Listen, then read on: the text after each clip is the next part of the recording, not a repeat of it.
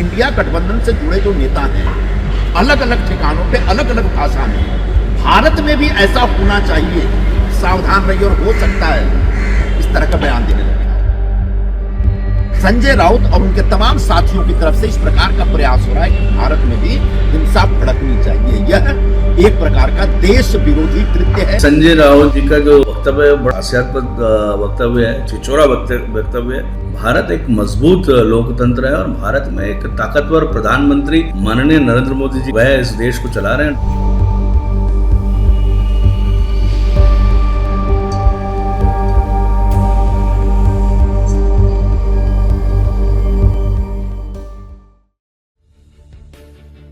शिवसेना उद्धव गुट के सांसद संजय राउत ने नेपाल हिंसा को लेकर एक्स हैंडल पर विवादित पोस्ट किया। उन्होंने अपनी पोस्ट में लिखा कि यह हादसा किसी भी देश में हो सकता है, सावधान रहिए, भारत माता की जय, वंदे मातरम। संजय राउत ने इस पोस्ट में पीएम मोदी, वित्त मंत्री निर्मला सीतारमण और बीजेपी के ऑफिशियल एक्स हैंडल को टैग किया था, जिसके बाद शिवसेना के नेता संजय निरुपम ने संजय राउत के खिलाफ शिकायत दर्ज कराई। शिकायत दर्ज होने के बाद सांसद संजय राउत ने फिर दोबारा अपनी पोस्ट को दोहराया। संजय राउत ने लिखा कि महाराष्ट्र और भारत में नेपाल जैसे हालात पैदा हो सकते हैं। नेपाली युवा भ्रष्टाचार और तानाशाही से लड़ रहे हैं। एकनाथ शिंदे समूह ने मेरे खिलाफ ये कहने पर पुलिस में शिकायत दर्ज कराई है। वे डरे हुए हैं। भ्रष्टाचार सत्ता लाता है, लेकिन नेपाल की क्रांति रास्ता दिखाती है। जय हिंद, जय महाराष्ट्र, भारत माता की जय। संजय निरुपम ने शिकायत में संजय राउत पर आरोप लगाया है कि वो अपने बयान के जरिए युवाओं को हिंसा के लिए भड़का रहे हैं, जबकि किसी भी देश में हिंसा भड़काना अपराध है। वहीं विश्व हिंदू परिषद के राष्ट्रीय प्रवक्ता श्रीराज नायर ने भी उनकी पोस्ट को लेकर तीखा हमला किया है। जब नेपाल में हिंसा भड़की तो लगातार इंडिया गठबंधन से जुड़े जो नेता हैं अलग अलग ठिकानों पे अलग अलग भाषा में भारत में भी ऐसा होना चाहिए, सावधान रहिए और हो सकता है, इस तरह का बयान देने लगे हैं। और उसमें महाराष्ट्र के उबाठा के नेता संजय राउत सबसे पहले दिख रहे हैं।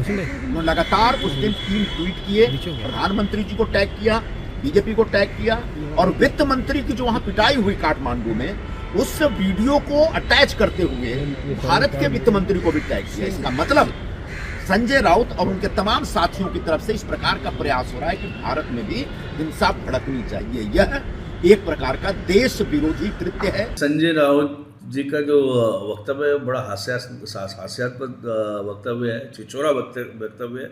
वो दूसरों को अलग अलग नामों से बुलाते हैं, सुपारीबाज, धोखेबाज, दगाबाज इत्यादि इत्यादि।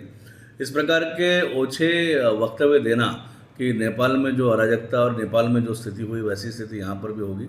भारत एक मजबूत लोकतंत्र है और भारत में एक ताकतवर प्रधानमंत्री माननीय नरेंद्र मोदी जी का वह इस देश को चला रहे हैं, ड्राइव कर रहे हैं और भारत के अंदर लोकतंत्र सशक्त है। और भारत के अंदर पहले ही जितने भी घोटालेबाज थे, चाहे वो स्पेक्ट्रम के थे, कोयले के थे, चारे के थे, वो उन सभी को हमारी जनता ने, हमारे नागरिकों ने अपनी जगह दिखा दी है।